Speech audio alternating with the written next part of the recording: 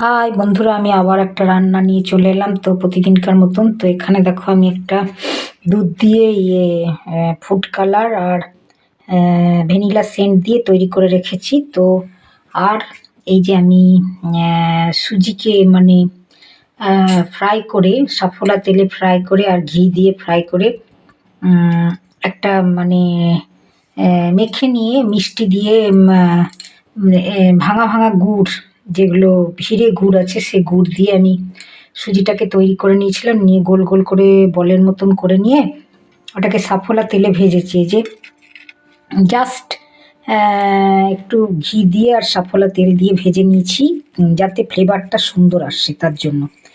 তো কালকে আমি তো একরকম মিষ্টি দেখিয়েছিলাম, এটা আজকে নরম পাকের।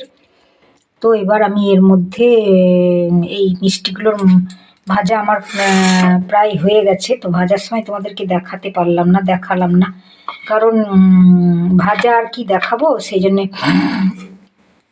দেখাইনি। তো এটা আমি তৈরি করে নিয়েছি। এবার আমি এগুলো বাটির মধ্যে দিয়ে এটা ঠান্ডা করে নিয়েছি। এটা কারণ এটা বেশি গরম দিলে পরে আবার মিষ্টিগুলো ভেঙে যেতে পারে, কারণ যেহেতু নরম পাকের করেছি সেই জন্য মানে মিষ্টিগুলোতে আর কি তোমার ঠান্ডায় দিতে হবে, ঠান্ডার মধ্যে ভিজলে বেশি ভালো লাগবে। তো এর মধ্যে তো এলাচ টেলাচ সব দিয়েছি।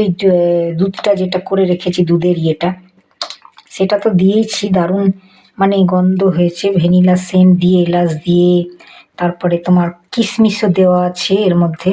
তো এইসব দিয়ে আমি করে রেখেছি। কিশমিশগুলো তুলে রেখেছি, দেবো কিশমিশ আর কাজু দিয়ে দেবো এর মধ্যে সাজানোর জন্য। তো এই দিয়ে দিলাম। তো এইভাবে যদি তোমরা করে খাও না, হেভি লাগছে। মানে যেহেতু তেলে আমি ঘি দিয়ে আর সাফোলা তেল দিয়ে ওটাকে ভেজে নিয়েছি, তো এই যে মরমরে ভাব, দেখো মরমরে ভাব হয়ে গেছে, এই যে ভেজে নিয়েছি। তো